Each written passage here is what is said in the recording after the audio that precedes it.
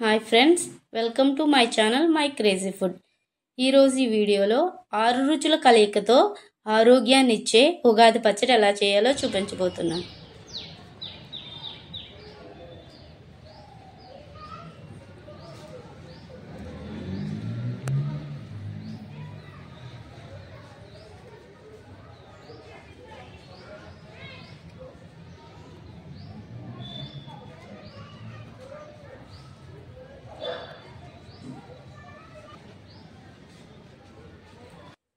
దానికోసం ముందుగా ఒక బౌల్ తీసుకొని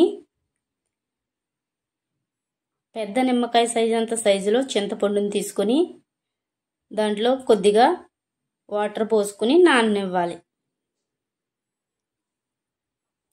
అది పక్కన పెట్టుకొని ఇంకొక బౌల్ తీసుకొని దాంట్లో 3 టేబుల్ స్పూన్ల వరకు తురిమిన బెల్లాన్ని తీసుకొని కొద్దిగా వాటర్ పోసుకొని దాన్ని బాగా కరగించుకోవాలి. అలాగే ఒక బౌల్ తీసుకుని ముందుగా కడిగి క్లీన్ చేసి పెట్టుకుని డ్రై అయిన వేప పువ్వుని తీసుకొని అవి ఒక్కొక్కటిగా అవన్నిటిని తుంచుకుని పెట్టుకోవాలి. వేప పువ్వు చేదుకి వాడతారండి ఉగాది పచ్చడిలో. ఈ వేప పువ్వు వల్ల ఇమ్యూనిటీ బాగా పెరుగుతుంది. దీనిలో ఔషధ గుణాల వల్ల బ్లడ్ని కూడా క్లీన్ చేస్తుంది. అలాగే స్కిన్ ఎలర్జీస్ ఉన్నవారికి కూడా బాగా ఈ వేప పువ్వులు ఉన్న చేదు తినడం వల్ల చాలా చాలా ఉపయోగపడుతుంది.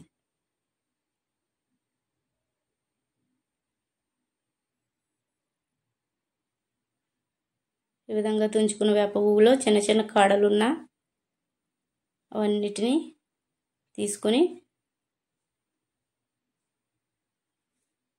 ఈ విధంగా క్రష్ చేసుకుంటూ ఉంటే అవి వేప పువ్వులన్నీ విడిగా అయ్యి మంచిగా మనకు కావాల్సినవి వస్తాయండి.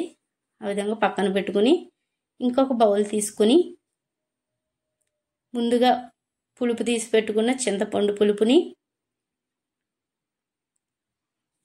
అలాగే వడకట్టి పెట్టుకున్న బెల్లం తురుము కరిగిన నీళ్ళను కూడా వేసుకోవాలి. అందులో క్లీన్ చేసి పెట్టుకున్న వేప పువ్వుని వేసుకుని అలాగే 2 టేబుల్ స్పూన్ల మిరియాల పొడి అలాగే కొద్దిగా మామిడి పిందులను కూడా వేసుకోవాలండి ముక్కల్ని. ఇవన్నిటిని ఒకసారి కలుపుకోవాలి. అందులో కొద్దిగా మీకు ఇష్టమైతే అరటిపండు ముక్కలను కూడా వేసుకోవచ్చు. కచ్చాపచ్చాగా నలగొట్టుకున్న పుట్నాల పప్పును కూడా యాడ్ చేసుకోవచ్చు. ఈ విధంగా అన్నీ యాడ్ చేసుకున్న తర్వాత మీకు కావలసిన క్వాంటిటీ ప్రకారం మీకు ఇష్టమైతే వాటర్ కూడా యాడ్ చేసుకోవచ్చు. ఈ విధంగా ఈజీగా ఉగాది పచ్చడి రెడీ చేసుకోవచ్చండి.